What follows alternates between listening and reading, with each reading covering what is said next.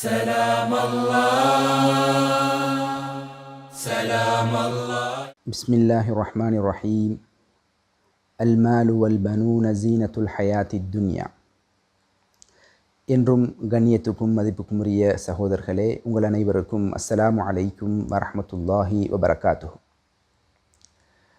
எங்களுடைய இந்த அறிமுக அமர்வில் பொருளாதாரம் பற்றி ஒரு சில விடயங்களை உங்களோடு பகிர்ந்து கொள்வது மிகவும் பொருத்தமாக இருக்கும் என நினைக்கின்றேன். உண்மையில் எங்களுடைய இந்த வாழ்க்கையின் முன்னேற்றத்துக்கு மிக முக்கிய கூறுகளாக பார்க்கப்படுகின்ற இரண்டு கூறுகள், அதாவது மனித வளம், பொருளாதார வளம்.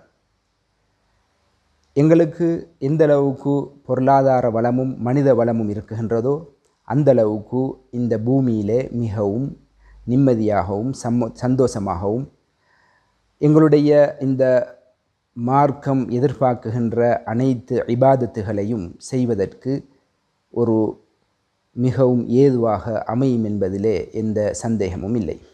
இதைத்தான் அல்லாஹு தஆலா தனது திருமறையிலே சூரத்துல் கஹஃப் 46வது வசனத்திலே சொல்கின்றான், அல் மாலு வல் பனூன ஜீனத்துல் ஹயாத்தி துன்யா. பொருளாதார வளமும் மனித வளமும் இந்த பூமியின் அழகுக்கு, இந்த பூமியின் அபிவிருத்திக்கு மிகவும் முக்கியமானதாகும். இந்த அடிப்படையிலே நாங்கள் பொருளாதாரம் பற்றி, இஸ்லாம் பொருளாதாரத்தை எவ்வாறு பார்க்குகின்றது, பொருளாதாரம் என்று சொன்னால் என்ன, இந்த பொருளாதாரத்தின் முக்கியத்துவம், உலக பொருளாதார அறிஞர்கள் அதற்குரிய வரைவிலக்கணங்களை எவ்வாறு சொல்கின்றார்கள், இதன் இஸ்லாமிய பார்வை என்ன என்பன போன்ற விடயங்களை இந்த அமர்வில் மிகவும் சுருக்கமாக விளங்கிக் கொள்வது மிகவும் பொருத்தமாக இருக்கும் நினைக்கின்றேன். கண்ணியத்துக்குரிய இஸ்லாமிய சகோதரர்களே, பொருளாதார அறிஞர்கள் பொருளாதாரத்துக்குரிய வரைவிலக்கணத்தை இவ்வாறு சொல்கின்றார்கள். பற்றாக்குறை பற்றி பேசுகின்ற ஒரு கல்வி என்று சொல்கின்றார்கள்.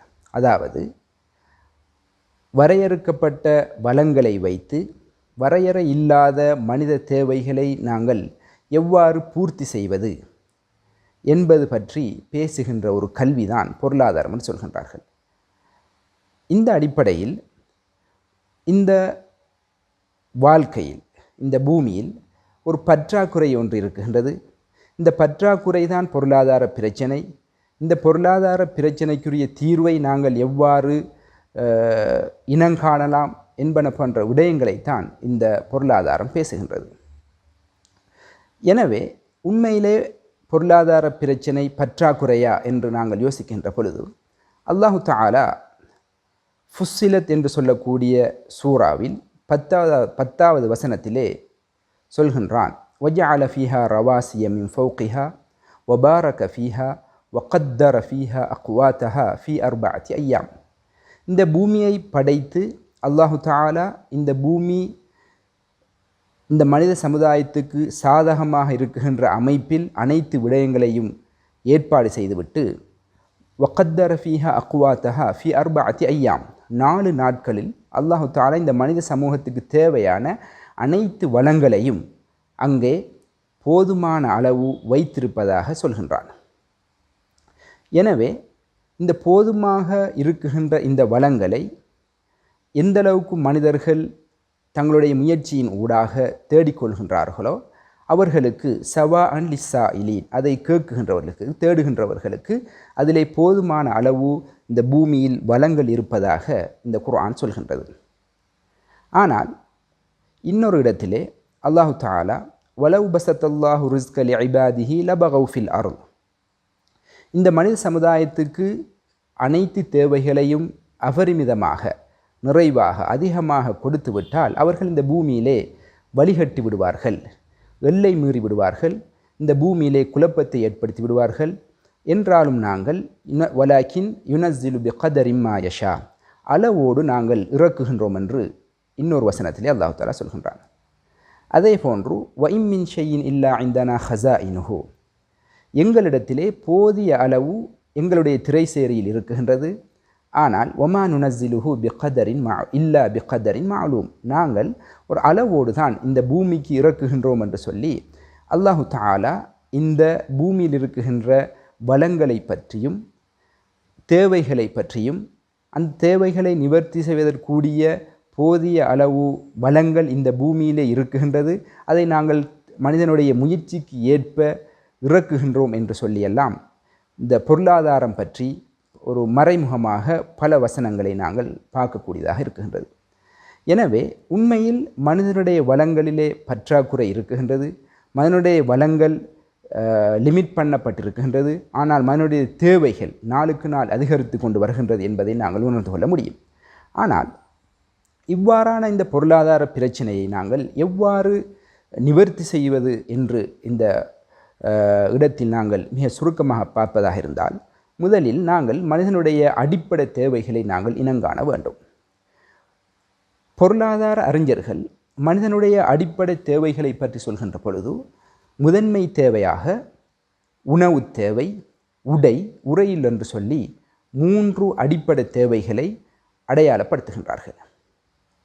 இந்த மனிதனுடைய அடிப்படை தேவைகளை நாங்கள் குர்ஆனுடைய பார்வையில் ஆய்வு செய்கின்ற பொழுது அல்லாஹு தஆலா இந்த மனித வரலாற்றின் ஆரம்பத்திலேயே ஆதம் அலைஹிஸ்ஸலாம் அவர்களும் ஹவ்வா அலைஹிஸ்ஸலாம் அவர்களும் சுவர்க்கத்திலே இருக்கின்ற பொழுது இவ்வாறு சொல்கின்றான், ஃபலா யுஹ்ரிஜன்னகுமா மினல் ஜன்னதி ஃபதஷ்கா, நீங்கள் இந்த சுவர்க்கத்தை விட்டு சென்று விட வேண்டாம், அவ்வாறு நீங்கள் வெளியேறினால் நீங்கள் கஷ்டப்படுவீர்கள்.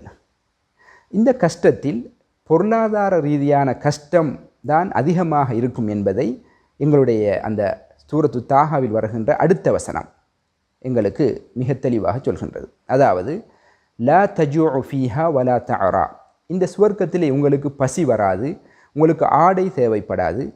லா தலுமஉ ஃபீஹா வலா தல்ஹா, அதே போன்று உங்களுக்கு தாகம் ஏற்படாது, அதே போன்று சூரிய வெப்பம் உங்களுக்கு அடிக்காது.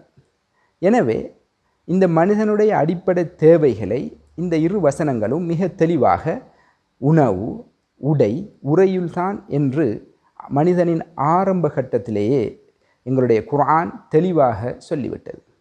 இந்த அடிப்படையில் நாங்கள் பார்க்கின்ற பொழுது இவ்வாறான அடிப்படை தேவைகள் ஏழை பணக்காரன் என்ற வித்தியாசம் இல்லாமல் அனைவருக்கும் தேவை என்பதையும், அந்த தேவைகளை நிவர்த்தி செய்வதிலே அனைவருக்கும் ஒரு பொறுப்பு இருக்குகின்றது என்பதையும் நாங்கள் முதலில் விளங்கிக் கொள்ள வேண்டும்.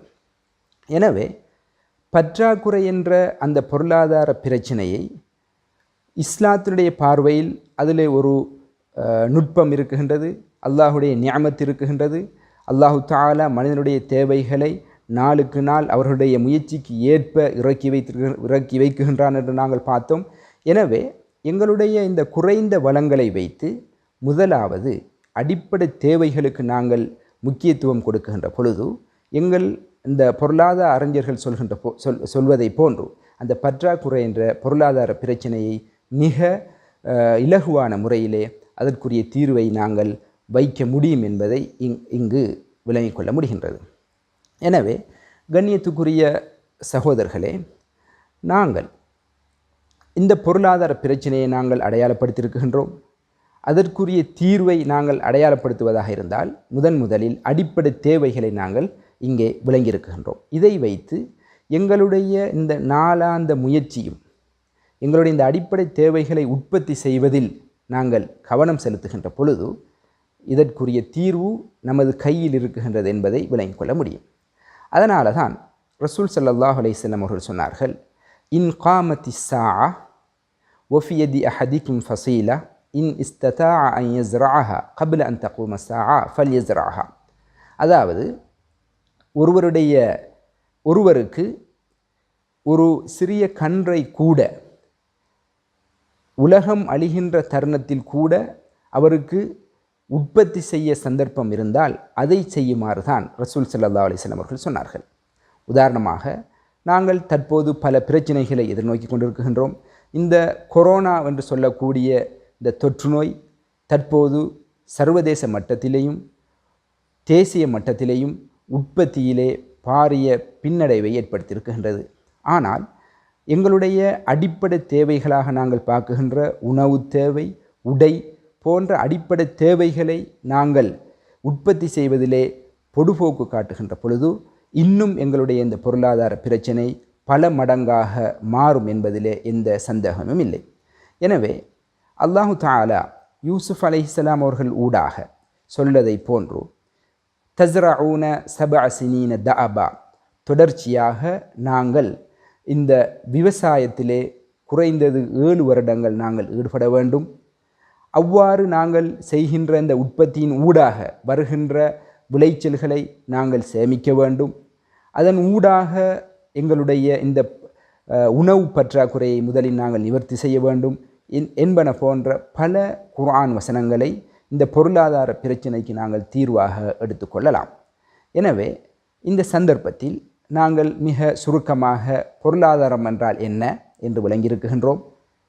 பற்றாக்குறை பற்றி பேசுகின்ற ஒரு கல்வி, வரையறுக்கப்பட்ட வளங்கள், வரையறையில்லாத மனித தேவைகள், இவைகளை நாங்கள் எவ்வாறு நிவர்த்தி செய்வது, இதற்கு முதல் கட்டமாக நாங்கள் மனிதனுடைய அடிப்படை தேவைகளை இனங்கண்டிருக்கின்றோம். அதற்கு குர்ஆன் வசனம் தாஹாவில் வரக்கூடிய அந்த வசனத்தை நாங்கள் பார்த்தோம்.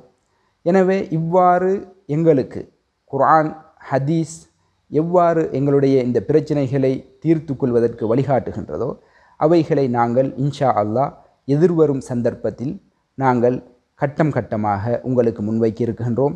எனவே உங்களுடைய ஆதரவை நாங்கள் எதிர்பார்த்து எந்தளவுக்கு உங்களுடைய ஆதரவு இருக்கின்றதோ அந்தளவுக்கு எங்களால் ஏழுமான இந்த பிரச்சனைகளுக்குரிய தீர்வை நாங்கள் உங்களுக்கு அல்லாஹுடைய உதவியினால் முன்வைப்போம். எனவே இந்த சந்தர்ப்பத்தை தந்ததற்கு முதலாவது அல்லாஹு தாலாவுக்கும் நன்றி கூறி, இதை பார்த்து கொண்டிருக்கின்ற அனைத்து உள்ளங்களுக்கும் அல்லாஹு தாலா ஒரு தெளிவை கொடுக்க வேண்டும் என்று பிரார்த்தித்து, இந்த மனித சமுதாயம் எதிர்நோக்கியிருக்கின்ற இந்த பொருளாதார பிரச்சனை, அதே போன்று சுகாதார பிரச்சனை, இவைகள் அனைத்தும் மனிதர்களுடைய இந்த கரங்கள் சம்பாதித்த அதன் காரணமாக, அதன் விளைவாகவே ஏற்பட்டிருக்கின்றது. அல்லாஹு தாலா சொல்கின்றான், லஹரல் ஃபசாது ஃபில் பர்ரி வல் பஹரி பிமா கசபத் ஐதின்னாஸ், மக்கள் தாங்கள் செய்த சில தவறுகளின் காரணமாகவே இவ்வாறான பிரச்சனைகள் பூமியில் ஏற்படுவது சகஜம். எனவே நாங்கள் இதற்கு முன்னால் விட்ட இந்த பொருளாதார தவறுகளை நாங்கள் இனங்கண்டு அவைகளை விட்டும் தூரமாகி இஸ்லாம் வழிகாட்டுகின்ற அமைப்பில் நாங்கள் வாழ்கின்ற பொழுது எமக்குரிய அந்த பிரச்சனைக்கு ஒரு தீர்வை அல்லாஹு தஆலா நமக்கு தருவான் என்பதிலே எந்த சந்தேகமும் இல்லை. எனவே இன்ஷா அல்லாஹ் இந்த சந்தர்ப்பத்தை தந்ததற்கு நன்றி கூடி முடித்துக் கொள்கின்றேன். அஸ்ஸலாமு அலைக்கும் வரஹ்மத்துல்லாஹி வபரகாத்து. سلام الله يا بلادي يا أعظم اتحاد يسود عسى النعمة مديم في ذرى من شرف الأوطان.